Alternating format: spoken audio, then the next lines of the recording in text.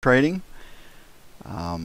Today it's July the 31st, 2015, end of the week, end of the month, and that tends to freeze the markets or give them an up bias. Right now, the overnight news, China's market was off despite all the big intervention, but the bottom didn't fall out of it. European markets were pretty much unchanged, with the FTSE off a little, the other two up a little bit. The news out of Europe, the economic news, shows further economic contraction in retail sales, service PMIs, unemployment. Built, it didn't decrease, so the macroeconomic news continues to show economic weakness in Europe, in China, and in the United States. So the reason the stock markets are high are central bank intervention, and that's been the story for a long time. Right now, today's news, pretty limited. Employment unit costs, employment cost index, plus 0.6. I don't really believe this number because there's so many people out of work, but that's what it is. Chicago PMI, which reflects mostly the automobile industry, 50.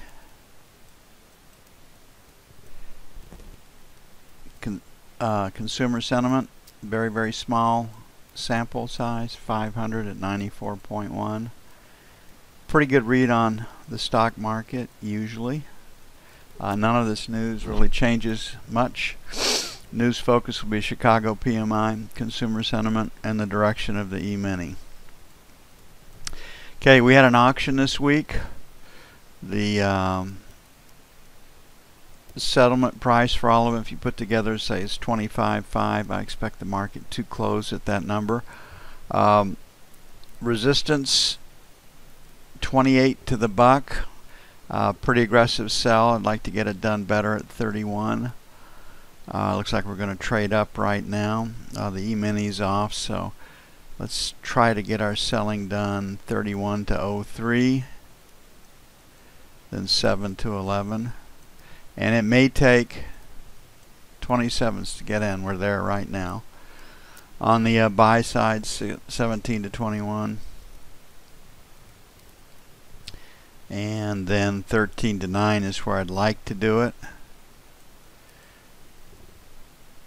And a lot of it just depends on what goes on with the E-minis. So fair trade is leaning against this high volume number at 28, so 27.5 or better, definitely above 28, represents a trade above value based on the overnight structure. Volume at 30.5 is where I expect the market to run into a little bit of trouble.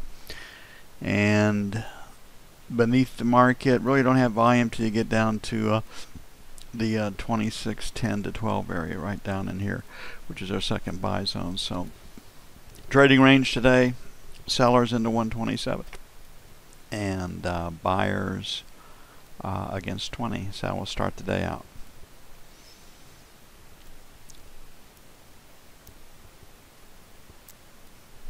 Things changed from 5 a.m. in the morning till 6:45. Funny how that works.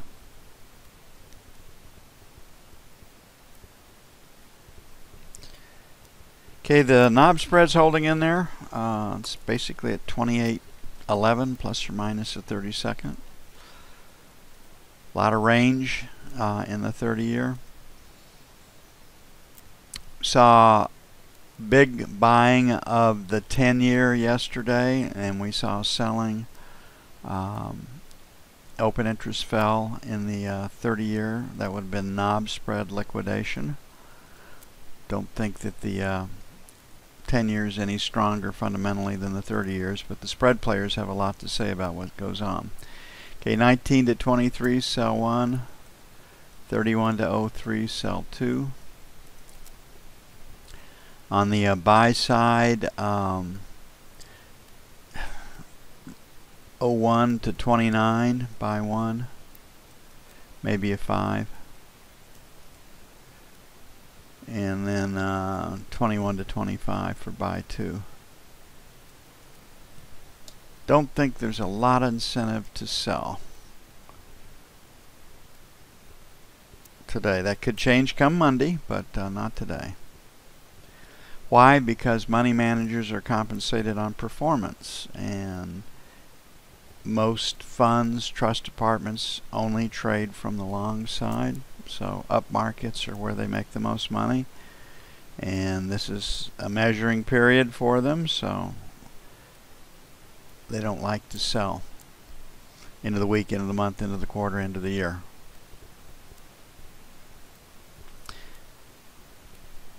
Okay, gold made it down to 80 overnight.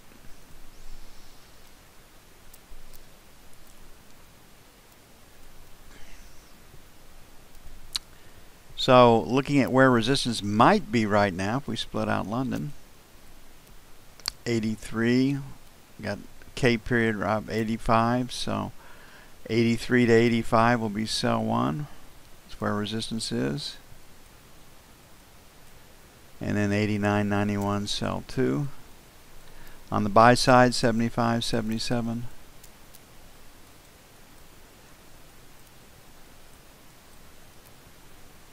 Buy 2. 70.72. So I see support at 70 to 75 and resistance basically at 85 to 90.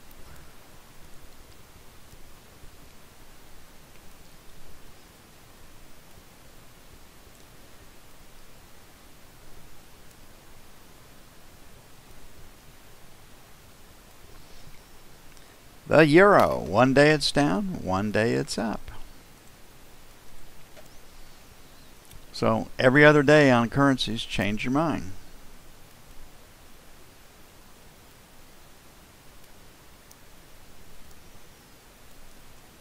Okay, resistance is at 110, then it really jumps up to 111, and support's at 109, then it drops down to 108. So 108.50, 109 is where support is right now, and resistance is 10 to 11. We're at 68. The overnight session high is 94. So this 90 to the buck will be sell 1. Got volume all the way up at 42, so 30 to 40 will be sell 2. On the buy side, 30 to 40, buy 1. And then 109 even, 110. 910 will be buy 2. Trading range market, structurally, you can just see that 110 plus or minus is where the break in the market is.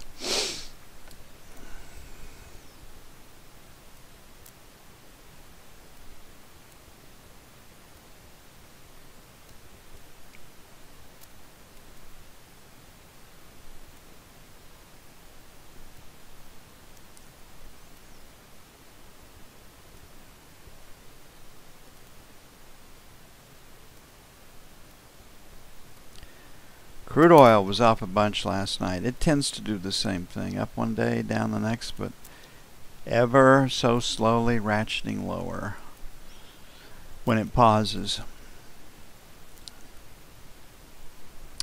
Yesterday we had a very, very weak close. The opening was pretty much honored the close. Wasn't able to get around this area right in here. And we've come down, so we're back down into our buy area. So 47, 47 and a quarter. Then our 46.50, 25 allow them to get stops beneath these lows.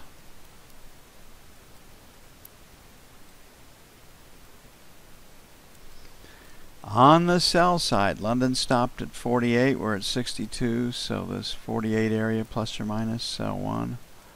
And 48.50 plus or minus sell 2.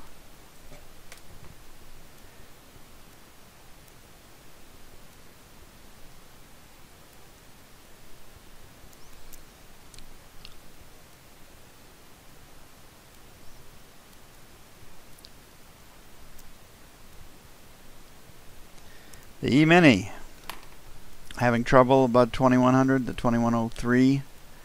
2105 is proving to be pretty solid resistance right now.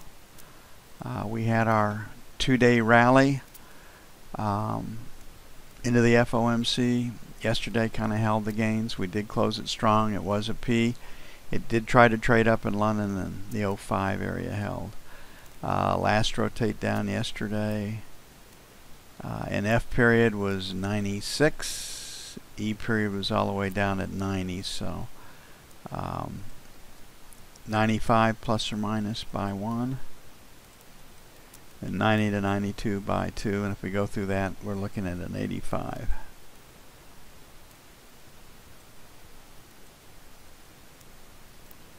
On the sell side, we're at 99, so 4 to 6, sell 1. 9 to 11, sell 2. Today's news. Employment cost index. No one pays any attention to it. And again, like I said, it's hard for me to believe that it's always a positive number given the amount of people out of work. It's really pretty disconcerting if you look at the number of able-bodied people that aren't working. And there's 250 million people of working age, 93 million of them, 100 million are out of work, 8 million out of those 100 million are looking for work. That gives you 93 million working, able-bodied people working of working age that aren't working, and they're getting paid somehow, some way. Maybe their spouse works.